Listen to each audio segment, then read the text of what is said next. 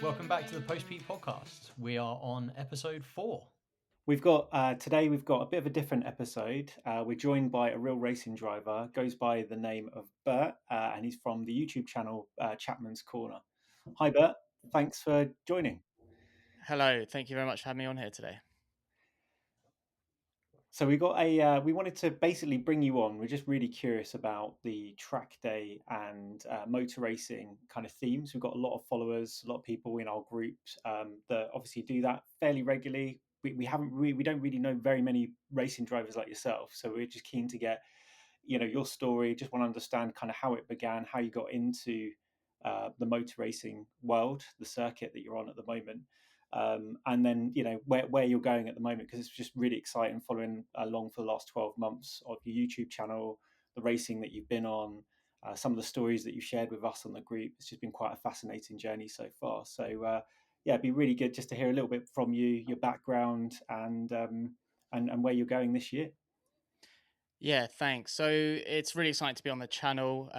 Love talking cars, and yeah, it's a bit of a different angle in the car groups. Actually, talking about real racing. By no means a professional racing driver. It's very much amateur at club level, but it's all the experiences you get at that elite level, just with your own cash, really. So I'm 33 years old. I work in software sales, just like Jack does, and I didn't get into racing until 2.5 years ago, very late in life. One of those things, obviously, because it costs money, it takes a while to get into it. But it's also because it's not the easy. If you don't know anyone that races, it's not the easiest world to get into. It's a bit of an old school environment, bit of an old school world. There's so many options, so many different types of cars, so many different types of clubs that you can go into. You're a bit spoilt for choice, but difficult to find the info. So yeah, it's something that I've always liked cars as kids growing up. I had the James Bond's DB9 and the Baddies XKR um, models in my room and stuff. Had all the top trumps. Like I was very much a car kid, but didn't really get the racing side of things because I didn't know anyone that did it. And then basically just as I got older, I actually Drive to Survive F1. Just kind of understood the F1 a bit more and the racing. Always like driving fast. And then yeah, just kind of found it was through YouTube, to be honest. Found racing, found more stuff about cars. Obviously, watched every episode of Top Gear there was, and that's when I realized that there's probably a route to actually driving cars on track. Obviously, it always starts with go karting, right? I was gonna ask, was it the karting? So was it a case of rocking up to a go-kart track? Obviously, clearly you've done it before, but was it a particular kart track? Was there a particular group that you were part of? How did that first sort of, when you kept going back to karting, how did it sort of take off from karting onwards? Yeah, it's a good question. And look, I didn't do karting as a kid. I did one 16th birthday and then one when I was like 24 or something. So I had no background in karting. Most kids in racing have grown up Yeah. karting. For myself, though, I just got into Drive Survive, wanted to race. Karting's the first step to doing that. And near me in Surrey, there's Sandown Park Daytona, and that's a fantastic outdoor circuit, proper fast karts, proper circuit. So just went along and did a year basically of arrive and drive. So just turn up once a week, maybe once every couple of weeks, do some practice, do a race just against normal people in what's realistically corporate carts, and just did that over and over again for 1 year. And I've, that's I've, when I and I've heard they're pretty fast, right? They're like 50, 60 mile an hour carts, right? Those the arrive and drive ones, the ones you can just jump into without any experience, without a racing license, and you can just have a good crack for a half an hour, an hour. Is Yeah, that right? exactly. That's correct. So there's two types. There's the four-stroke Sodies, which are 50 mile an hour, good fun corporate carts, and then they've got the D Maxes, which are two-stroke, the ones that sort of scream at you, and Yeah. they're quick. They're very quick. They claim up to 70 miles an hour. I've hit 67 down the straight in the Wow. cart, so they are quick, very very quick. I was going to say that must be quite scary jumping straight into one of those without much track experience. And then I guess that hooked you, right? Because I've done some outdoor karting. We've done a few events in the past as part of other groups, but getting into a 70 mile an hour cart where your bum's that close to the ground, no power steering, and you're fine, That's must be good. That's exactly it. Yeah. When I first time I went out, first 20-minute session I did, I span the cart 5 times because the Wow. brakes lock up so easily because of the weight and there's no suspension, right? They just pivot on the spot, and until you start getting it, it's really difficult. And because they're so quick, and yeah, I mean, I don't really have the fear factor. I've got a bit of a screw loose, so I don't really have the fear factor. However, that's why I think karting's so much fun and so enjoyable, is because in a car you've often got a lot of runoff, or they're very wide, large tracks. The sense of speed isn't quite there. Plus, obviously, you're in a proper cockpit. I'm referring to like a road car here. It's nice and safe. If you crash, you're probably going to be all right. In a go-kart, you got no seatbelt. You're this far off the ground, as you said, but also because everything's much smaller, everything comes at you faster. So relatively, it feels like you're going quicker. Gotcha. And so what happens? Fast forward sort of 6 to 9 months, say, of doing that, rain or shine, I guess, as well, right? It's not like you probably weren't a seasonal car. You probably turned up quite religiously, right? So you probably drove in all weathers Yeah, as well. absolutely. It started in the summer, but by the time winter hit, you just Yeah. got to keep going. I've done it in pouring rain, like torrential rain, like going into puddles and it sprays out. And then done it in freezing cold at night, where your hands are blue holding onto it, and it's like an ice rink. So yeah, it's all. But that's why I'll always stand by it, and I see it a lot on my YouTube channel in the comments. A lot of Americans will always comment the reason British racing drivers are so good as a nation is because, similar to Norway and stuff, we drive in the cold, in the wet, all weather, and then especially in corporate karts, it's not like owner driver karting where you switch onto wet tires. You're out on slick tires in the wet. Like, you just got to learn. So what Gotcha. happened? What happened after the arrive and drive karting? Like, because I think that's quite a known concept. Like, rock on down to Sandown and book on and pay your 75 quid or whatever it is and do it. What happened after that? You're obviously enjoying it. You did it for a year. Then what? Yeah, it's a great question. I absolutely loved it and thought, right, I've done the karting now. I want to go fast. I want to drive real cars. And obviously, there's so many to choose from. And being a car guy, you knew there's a lot to choose from, and but you don't understand racing. So obviously, I went to the Holy Grail, which is YouTube, which has every type of car that you can drive. You can look at any track. You can look at races there. You can look at people in track days at these tracks. And that's just obviously the font of all information these days is video. It's YouTube. And I just started watching videos at racetracks, watching onboards, and that's where I came across the series that I race today. So I race in the F1000 Championship. So F1000 is basically a Formula car. They're open wheelers, and it's 1,000 cc motorbike engine. So mine's a Suzuki GSXR sport bike engine, and it's slicks and wings. So you got a fair bit of downforce. It's split between mechanical and aero grip, and they're so fast, so And quick. and had you ever driven anything like that before, prior to go karting, or even a friend or people you'd never gone into anything like that before the go karts? It was very good, much go kart, then straight into one of those, or was there anything in between that? Yeah, so I did this a little bit differently to most people, and if I was ever to give advice to anyone on how to get into racing, it would not be to do the way I've done it. However, however, Often the way. most people, the first piece of advice, and on my YouTube channel very, very soon in the new year, I'm about to do a video on how to get into racing, because I get asked it a lot, how to get into specifically F1000 that I race. And the first piece of advice, other than make sure you have a sim, is to do a track day first, right? Understand, like, whilst we have incredible B roads here in the UK, they're not safe to drive fast. We're not boy race. There's no place for boy racers who think they can drive on the UK roads. It's not safe for anyone. However, um, it if you're able to drive on those roads, it tends to give you a good intro into driving on a track. But you need to do a track day to understand: are you comfortable driving fast? Are you comfortable driving against others? And does it give you the thrill you're looking for? Um, And so you didn't do that. I You did didn't do not a do track that. day. No. So I actually, at the time, so we're talking 2.5 years ago. So it was April 23.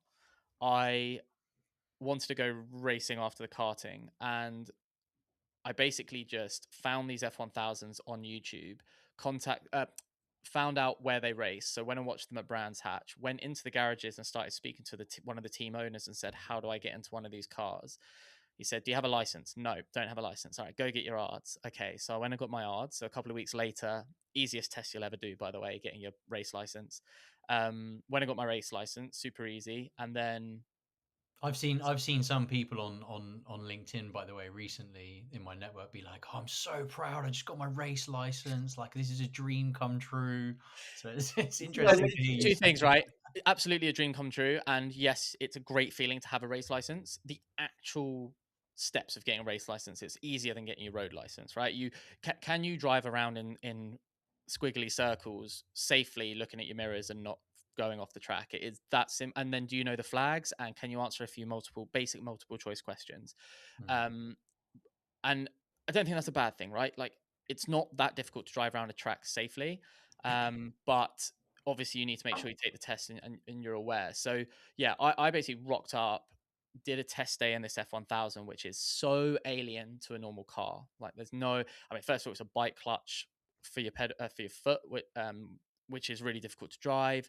No power steering, no ABS, no traction control. So it's kind of jumping straight into the deep end. It's also right foot braking, which is not fun.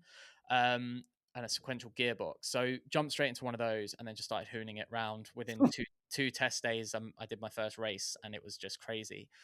Obviously, that So when you say jumped in, let's just slow down a second. So you you approached someone in the pits and said, "How do I get involved?" They said, "Go and get your race license." You did that. You don't have a car at this point. How does that work? Are you when you're jumping in? Are you just borrowing someone from someone to have a go and a practice, or? Yeah, that's right. That's typically how most race teams or race clubs operate. Is either you own the car, which I do now and have done for the last 2 years, but the first three races or all the first test days that I did, it's arrive and drive, same as go karting, right? It's these Oh wow. teams will own the cars, and they want people to come along, because some people want the white glove service, turn up, say their hellos, get in the car, do their racing, and then leave. Hmm. Others like to get, like myself, like to get more involved in the team. I mean, I pretend to get involved in the mechanics. Really, I'm just watching. But you know, it's you can be as hands on or as hands off as you want. Some people just want to drive. Some people want to get more involved in everything around it. And then obviously, you then have the owner drivers who are mechanics who then do everything themselves. And that's what's really cool at a race weekend, is seeing that full range of people rocking up with towing a trailer with a race car on the back of their estate, and then others turning up in Arctic lorries that look like they could be with F1. So Yeah. there's a real range. Nice.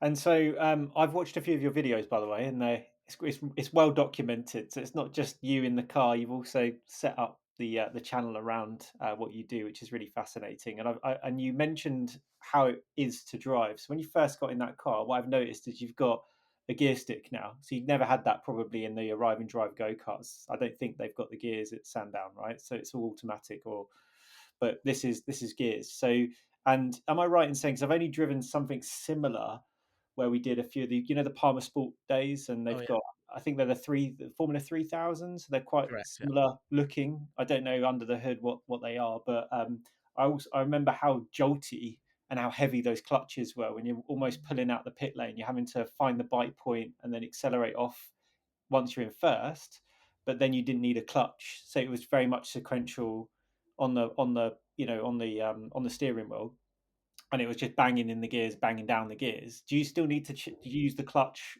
after you get going, or how does it work compared to, I guess, a road car that we would typically jump into and just drive?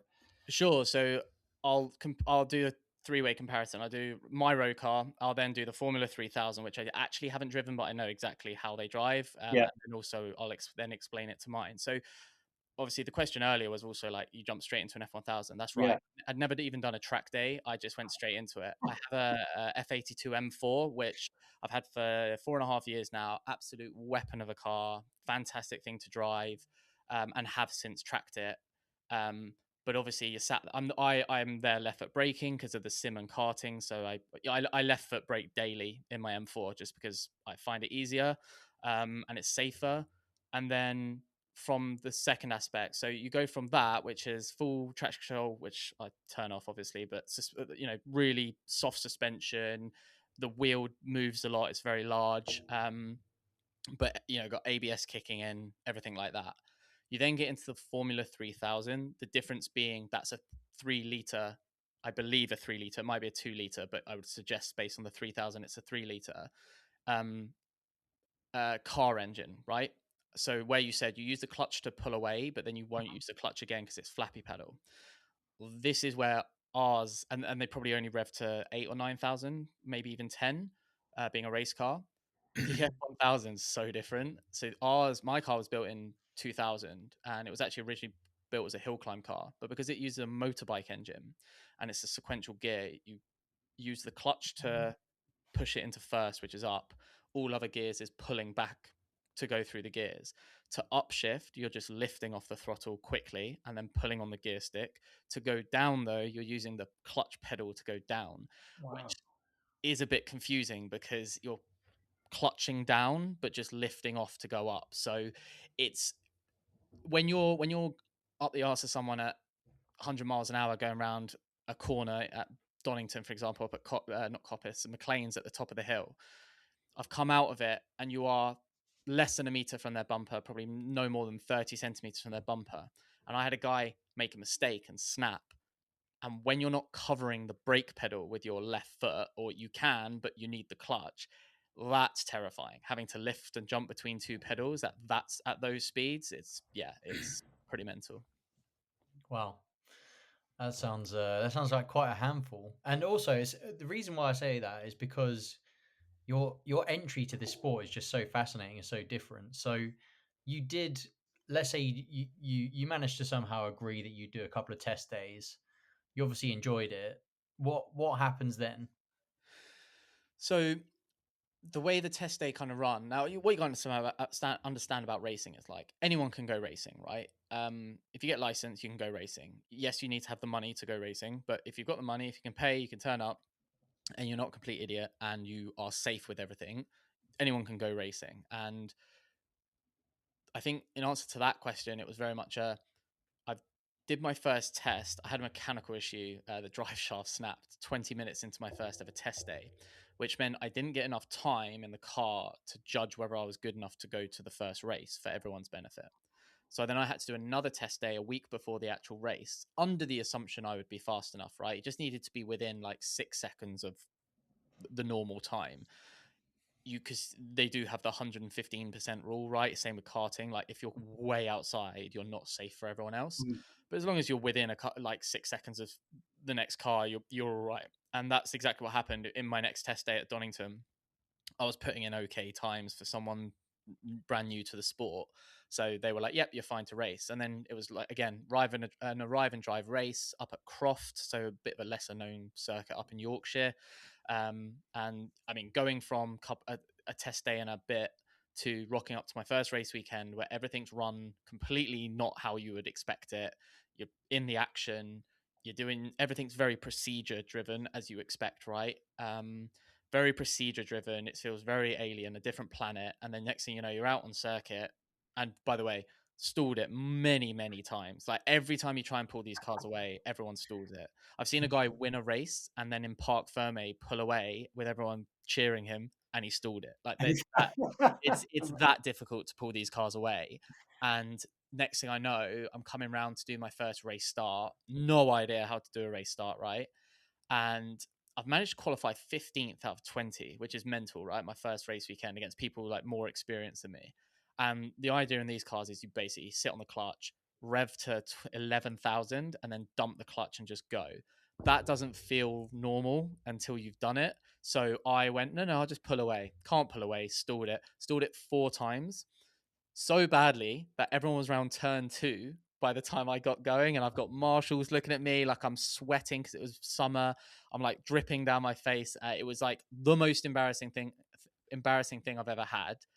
But then everyone does it at some point. So next thing you know, you're driving around, and then my next race, I managed to get a cracking launch, and then I can't describe the feeling of going at the same time as 20 other cars in these sort of open wheel cars, but like spinning up the rears, trying to pick your path, going into turn one all together.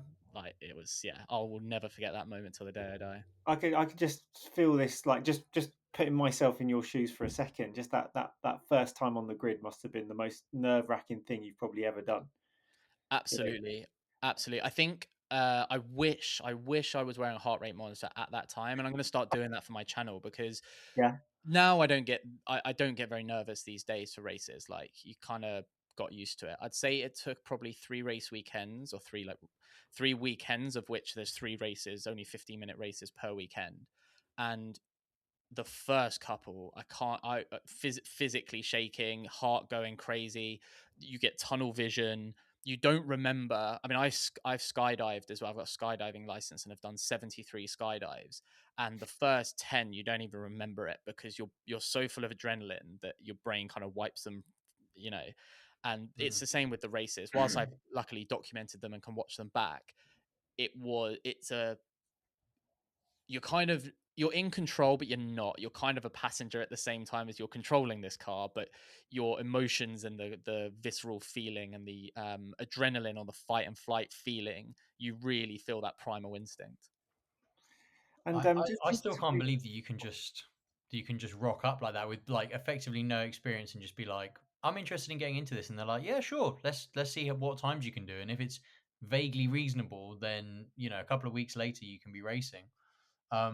So maybe the access side of things to racing is a lot less than people think. Like, I would think, oh my god, to be in Formula 1000 like you are, you'd have to be like in the karting circuit for 5 years, doing races, winning races. Then maybe you would get the opportunity to go into something like that. So if that's not a barrier, if you don't mind, I'd love to quickly touch on roughly what the cost barrier is, because otherwise I would have thought like loads of people would be doing this, right?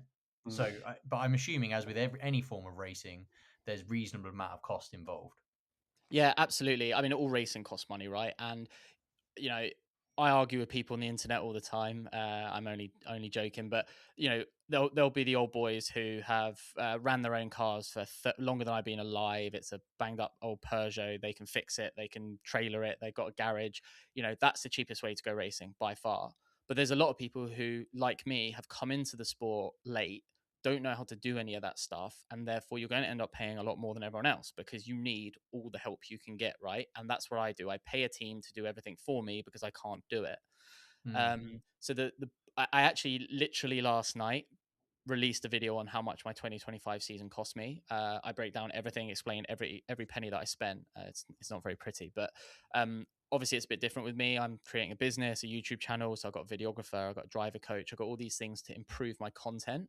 But in general, what I'd say for F1000 is you're looking at spending, if you arrive and driving, 25 grand a year just for the white glove treatment, rock up, drive the cars for 6 races in a season. So that's 6 weekends with 3 races, a test day, which is usually 2 hours, and a quali as well. There are I say much, there are cheaper ways to go racing, right? I mean, Alex Harding, Jack, is looking to get into maybe the VW Cup. So you're racing, 2-liter Golfs that are '06 plate.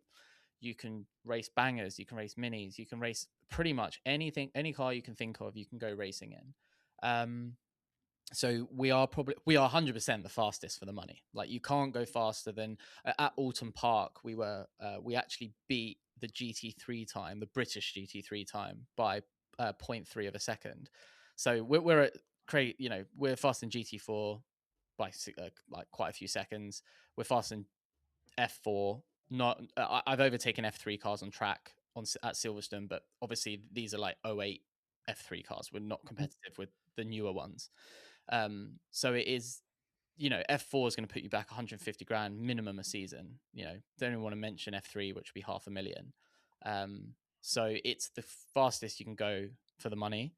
It is a lot of money, 25 grand a year, but at the same time, if you want to go Mazda MX-5 or hatchbacks, I did the BMW 116 race. That's like go-karts, but cars. Like, they're not fast, but it's bumper to bumper, 5 wide into corners. Whereas ours, obviously, open wheel. You want to be a bit careful who you're going to touch. It's By the way, that race was epic. That was just a good laugh, because I don't think the result was what everybody wanted. But I remember tuning into that, watching that live, and that was just the funniest, the best thing I'd seen. The fact that you just rocked up in a 1-1. Was it 1.118 or 116? No, 116. So it's 116, and the way that came about, I think it's highly relevant to this conversation. Is Jake Muncie, like one of my best friends. Obviously, he's the guy that got me into tracking cars. By the way, he got me into your car groups, Jack. He's the one that brought me along. I've always looked at Jake as someone with a fantastic right foot, can get the back out of any car at any point. Always thought it was, a monster around the track. And then I started racing, having not tracked a car. The reason I had never tracked my M4, by the way, is because on finance, I'd only ever heard the horror stories and seen the videos of how track days go. So I refused to track it. Then after I started racing, I thought, okay, well, I know how to drive. Let's go along to one. Went to Anglesey with him in the soaking rain, and we had a good laugh with it. But then I said to him, you need to come racing. Like, it's all well and good doing track days, but you need to do one race just to experience that. So me and him split an hour and a half endurance race, did 45 minutes each. So we basically just split that, and I think it was $2,000 each. So full day, so 2 hours testing, and then 45 minutes in the car racing for like $2,000. And he said he's never experienced anything like that. I also let him do the race start, because as much as I wanted to do it, because there's 48 cars on the grid, so like bigger than any karting race I've done, as much as I'd love to be in that. And in the video, you can see 5 cars in front of him wide going into turn 1. It's just crazy. I just had to let him do it though, because there's no experience like a race start. Yeah, and it kind of touched on one of the other questions that we had, which was all the different genres of cars. You could have gone down the superlights, the Caterhams, but I think you've answered this question already. It was a need for speed. It was the fact that you thought, speed versus cost. That's the best bang you're going to get for your buck, unless you go into those other crazy levels, like you said. So that's interesting. Yeah, I think for me, I'm funny with cars. I like the finished product. Like, I like the top trump stats. I like how it looks, and I like how it sounds. Jake would be able to tell you every single detail of where the engine came from, who invented it, everything like that. Full detail, and the mechanics and why NA is better than turbo and all of these things I didn't really understand. And I've obviously learned a lot of that through racing. But the thing I found with cars was, and I think the M4, for example, is such a track weapon for what it is, for the fact you can daily it. I can put the back seats down. I can move with that car. It's literally the most versatile car. Yeah, I can thrash it around a track and overtake Porsche GT3 RSs, right, in the wet. I was about to say, thanks for. And I think the trouble you get into now, where, like, I mean, even look at that. What is it? The Mustang that Max Verstappen drove around the ring. Apparently, that's faster than the GT3 RS now around a track. Like, it's so difficult to. Every manufacturer now with technology has come on so significantly, and I found it difficult to decide what car I'd want to track. And so I wanted to go for something so different to what I can drive, something that was open wheel. But then as soon as you go open wheel, you've got the choice between no wings or slicks, which is Formula Ford or Formula V, which is all mechanical grip, or go wings. Everything else, wings, was out of my budget. It was literally the only option to do that. I also think it's the coolest because it's got a screaming engine. They are so quick. They're that sleeper car. People don't even know what it is when it turns up on track. And then I'm overtaking F3 cars in my videos, and people are like, there's literally one comment that will always stick with me is like, it blows my mind this car can overtake an F3 car, and you're like, yeah, like, that's so true. And I guess if someone was starting out, to rewind the clock a few years when you were just about to get into the 3,000, the 1,000, what is the most underrated element, I guess, of the experience you've had so far that you'd want to share with someone starting out? So I guess when it comes to racing, I think it's not what you expect it to be. I think all the procedures and how regimented the weekends are, and you get very little time on the track in racing compared to. But it's the experience of being there. It's all the awnings, all the different types of cars. It's constant racing, and I'll always refer to when I brought one of my best friends, Sam, and his girlfriend along to the first race that they watched this year at Snetterton. He sponsors me, and it was the first time he had come to watch. And the first cars we watched, so at the end of the back straight at Snetterton, under the bridge, Brundle, and then the right-hander after that, it's just a mental corner, absolutely mental corner. And we're posted up there, sat watching, and the first cars that were going around were the BMW 116s, and these things are just bumping into each other. You got bumpers hanging off, you got cones in wheels. It is just carnage. And he fell in love with those cars. Like, no plan to race them, but he was just like, I didn't realize how much contact there is in racing. It's just bumpers to bumper, and you get that feeling of like supporting a driver. You like the livery, so you support that driver, or you like something about it.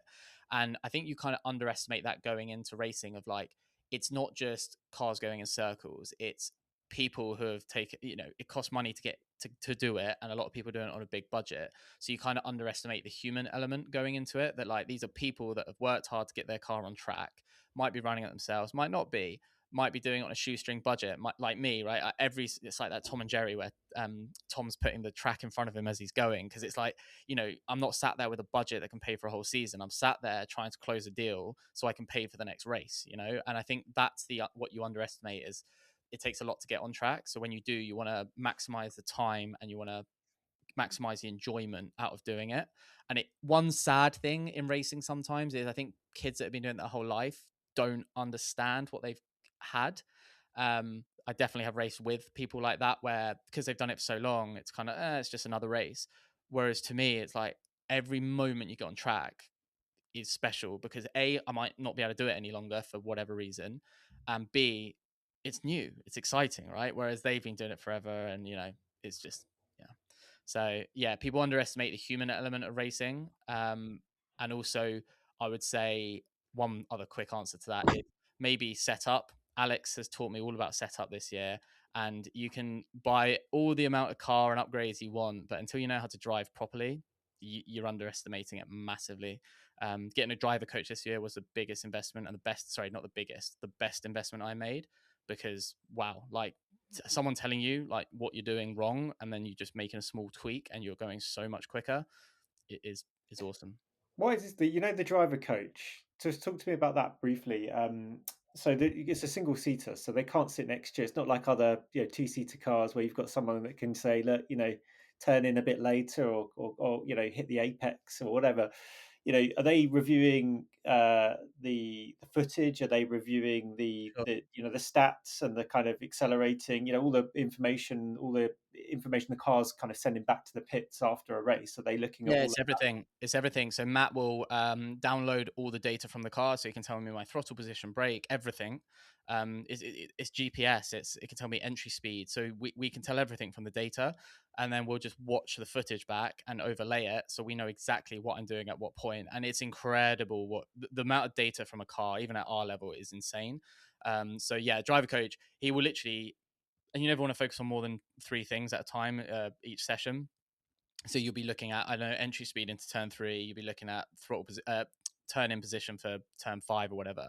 So yeah, it's mostly. But what he does as well is reviews my footage from the last time I went to the track, and then does a video saying, do this, this, and this. Don't do that, that, and that. And then after the event, it's just a reminder. So it's there's so much to think about when you race. Everything from getting around, organization, hosting people, make sure the car's running when it's not running, being nervous you're not getting out. Having someone just taking care of the what you need to improve on just takes a huge weight off your shoulders.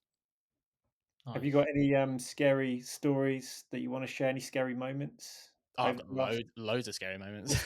What's the scariest one? Pick the highlight for us. What could be? Well, I've crashed my car twice, both twice into the wall. One of the Both were at Cadwell Park, amazing circuit. Problem is, it is called the Mini Nurburgring because the walls are so close. The, the first one was running my first race in P2 for an entire race. Missed a gear, so I got pickpocketed for 2 positions and ended up dropping back to 4th in the final sector of the last corner of the last lap. And then on the last corner, just lost the back and went into the wall at 60 mph. Everyone needs to crash at some point, and that was my first crash. I walked away from a 60 mph crash head on into a wall with not a scratch on me, and I was absolutely fine. So it kind of reinforced that, like, racing of absolutely motorsport's dangerous, but also there are safety precautions for a reason. I'd say the worst was when I crashed this year at Cladwell. It was on the formation lap because just a blind gooseneck corner. Someone stepped on the brake earlier than I expected. I avoided them and just smashed into a metal barrier. But that was just scary because rather than going into a foam barrier, this was into a metal barrier, and it was just a huge amount of damage. And yeah, it's scary how quick everything can go wrong in racing. You know? Yeah, I think one of the videos that you shared a while ago on our little group was a wheel just disappearing into the sunset. Yeah, that was turn one.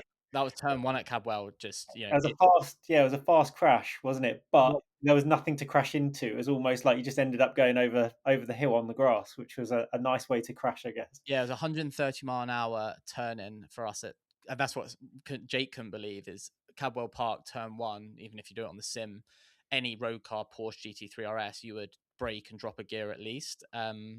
With ours, it's flat 6th gear turn in. And yeah, I've had it where a wheel buckled and I just went straight. And then this guy had it where he had the same I thing, saw but that video the other his day. span, yeah. There used to be a tree there apparently 30 years ago. So imagine that. But yeah, I think, look, motorsport's dangerous. Accidents can happen. Mechanical faults going to happen. People are going to be idiots and hit into each other. I've seen people flip multiple, not in person, but I've seen videos of people flipping. It's going to happen. Obviously, bad things can happen in racing. I'm fortunate enough not to see anything too major. Good. And how's it been going since you started? You're a couple of years in now. Just give us a very quick summary of how it's going and I guess what your ambitions are for the future. Sure. So I guess I entered halfway through the 23 season. That was literally just hold on for dear life and finish, right? Finish races, get them under your belt.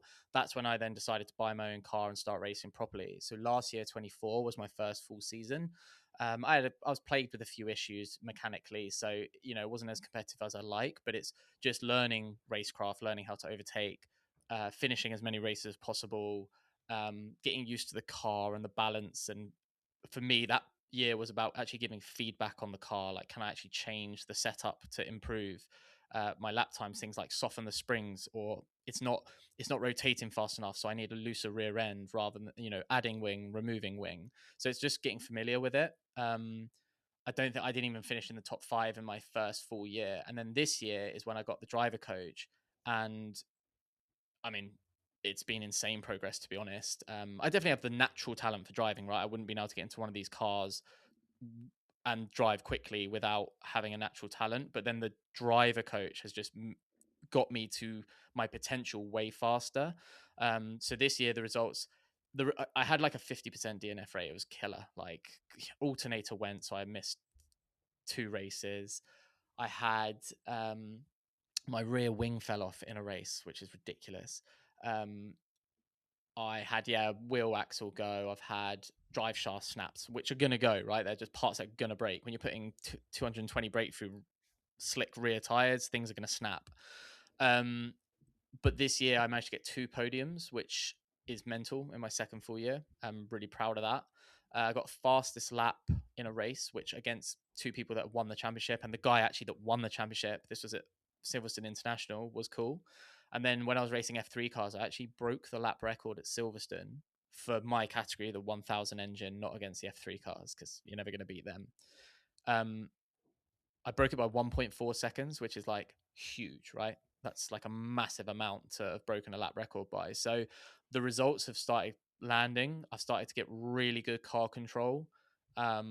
Also, not quite so good car control. I crashed on the formation lap. I mean, come on, but lesson learned, right? So yeah, the results have come in, and it's really exciting.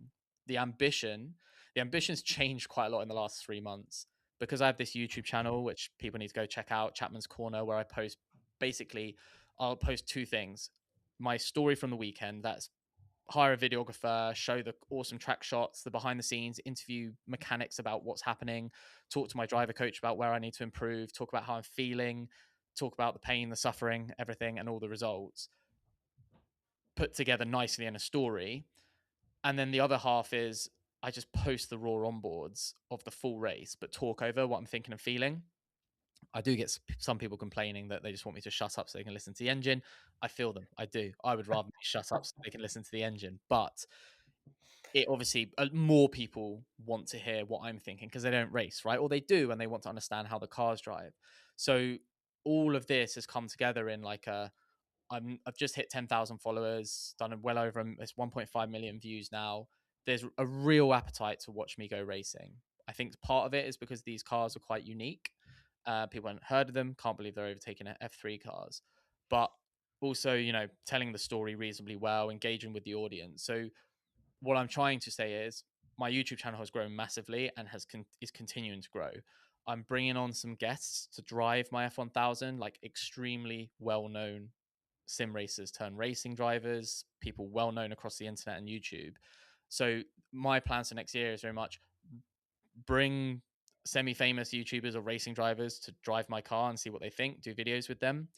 I'm driving in all the coolest circuits next year. I'm doing Brands GP, which is obviously incredible, against F3 cars. I'm racing Alton Park against F3 cars, Silverstone GP against F3 cars, a handful of other circuits in my normal F1000. I will be driving a Radical in Germany at the Nürburgring, not Nordschleife, the Nürburgring, racing Radicals out there. And then I've actually started talking to someone about getting my NLS license. So I might be testing a GT4 and doing an NLS race at the Nordschleife next year. Because I want to, my ultimate goal is by 2030, and I think that's way too far out. 2028, I want to do the Nürburg 24 hour. So that's what I'm going for. That's the ambition: is grow YouTube, grow the socials, grow everything that, I've started to make a little bit of money. It doesn't pay for the racing yet, but if you've got socials, if you're well known, people are going to want you to come and race for their team, or they're going to want to sponsor you. If you get the sponsorship, you can go racing more. The more racing you do, the more content you can make, and it's just a snowball effect, right? So that's the ambition. You will in the next 5 years see me racing in the Nürburg 24 hours. That's definite. Mega. I love it. We'll be following along the whole way as well, by the way. If I go to the ring, you lot are coming out there, definitely. We're gonna make a thing of it. We'll have your banner up. Yeah, that'd be awesome. So just kind of wrapping up now, and obviously this part of these series are to talk about peak car, right? On the track theme, we thought we could have a track day focused peak question for you. So when do you think peak post peak car was? When is peak car from a track day perspective? And feel free, it doesn't have to be, it could be something that you drive or something you've owned in the past, but I'd be really curious to understand when you think that peak from a track perspective would be. Yeah, it's really interesting. So the cars that I've driven on circuit, I guess, my M4, that thing is an absolute weapon. The fact you can, like I said earlier, you can move house, putting stuff in that. You can nip down the shops for a load of milk, and then you can take that on track with a little bit of you need to change the camber and the brakes. But other than that, that thing is a weapon on track and so much fun to Do the drive. carousel. Do the carousel in it. Chris couldn't believe when I did the ring for the first time ever, and I was pretty much on the limit of the tires and the suspension. And he was just, is this stock? I was like, yeah. He's like, how on earth are you doing this? And they're incredible cars if you know how to drive them. So I think that is a jack of all trades. And I think today, it's such a boring answer, but I think today we've proven it with the Mustang, right? The Ford GT Mustang. Like, any manufacturer now with the right technology can come out with like an absolute weapon. And I'm going to be even more boring.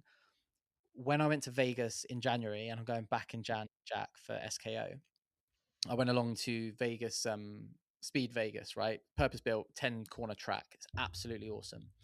And obviously, the holy grail for me is a GT3 RS because it's a Porsche and it's a track built weapon. And this thing, I got the fourth fastest time ever out of 70,000 people, and I'm annoyed because I was only fourth fastest. I'm going to break.